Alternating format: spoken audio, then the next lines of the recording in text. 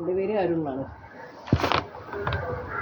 എന്തെങ്കിലും സംശയം ഉണ്ടെങ്കിൽ നിങ്ങളെ മെമ്പറെ വിളിച്ച് ചോദിച്ചാൽ മതി. മെമ്പറിനെ നിങ്ങൾ വിളിക്കേണ്ട കാര്യമില്ല. ഞങ്ങൾ എന്തിനാ മെമ്പറിനെ വിളിക്കുന്നത്? കാരണം അത് പഞ്ചായത്ത് അടിസ്ഥാനത്തിലല്ലേ ഞങ്ങൾ വന്നത്, അല്ലാണ്ട് നമ്മൾ വെറുതെ വന്നതല്ലല്ലോ. അപ്പോൾ മെമ്പറോ പഞ്ചായത്ത് അധികാരികളോ അറിയാണ്ട് ഈ ഒരു സംഗതി ഞങ്ങൾ വരൂലല്ലോ.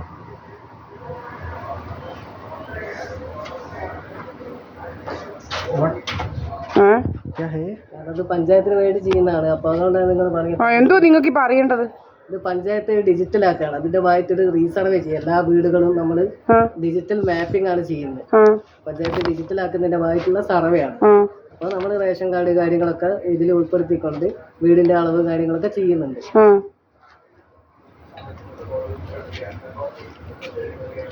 എങ്ങനെയാ അത് എടുക്കുന്നത്? നിങ്ങൾ ഫോണിൽ നമ്മൾ ഡാറ്റ ശേഖരിക്കുകയാണ്.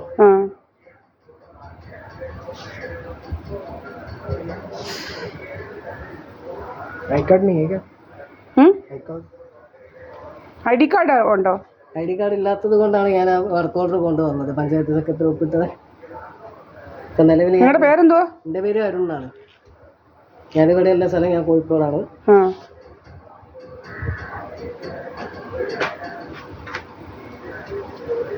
ഇത് സഹദേവ മന്ദിരം എന്നാ വീട്ടുപേര്. എടുക്കത്തില്ല ഇപ്പം? ഇല്ല, ഇവിടെ എടുത്തില്ല. എന്താ? അത് അന്ന് വന്നപ്പോൾ ആളില്ലാത്തതോ അല്ലെങ്കിൽ വിട്ടുപോയ വീടുകളോ ആണ് ഒന്നും കൂടി രണ്ടാമത് നോക്കാൻ വന്നതാണ് സാർ. അതെന്തെങ്കിലും നമുക്ക് ഈ സർവേ ചെയ്യാൻ പറ്റുന്നു. ഡാറ്റ ശേഖരിച്ചുകൊണ്ട് നിങ്ങളെ ഡോർ നമ്പർ എന്ന് പറയാം, വീട്ടു നമ്പർ 89 സഹദേവ മന്ദിരം. രത്നമ്മ അല്ലേ? സഹദേവ മന്ദിരം VK രത്നമ്മ. ഫോൺ നമ്പർ നോക്കണേ, 9048319372. ഓക്കെ.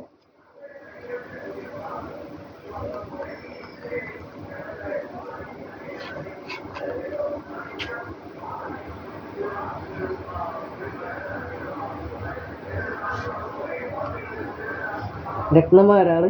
അമ്മ? എൻ്റെ അമ്മ.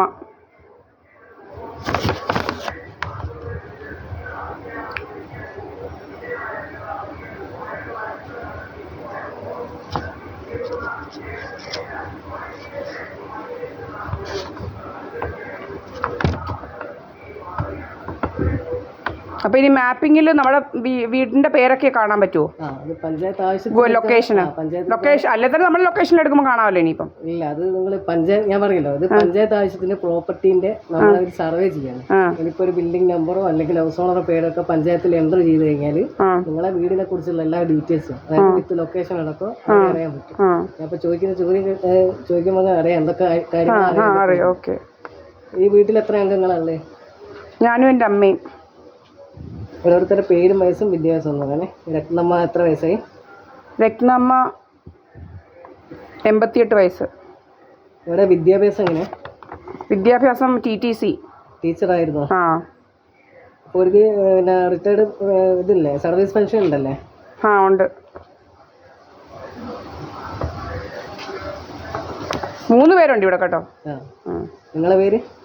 എൻ്റെ പേര് ദീപായസ് പണിക്കർ. എത്ര വയസ്സായി? 45.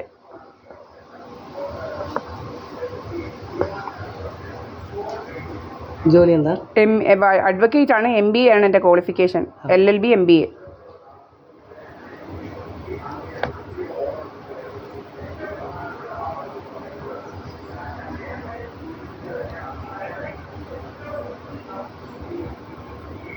അടുത്താണ് മാളവിക.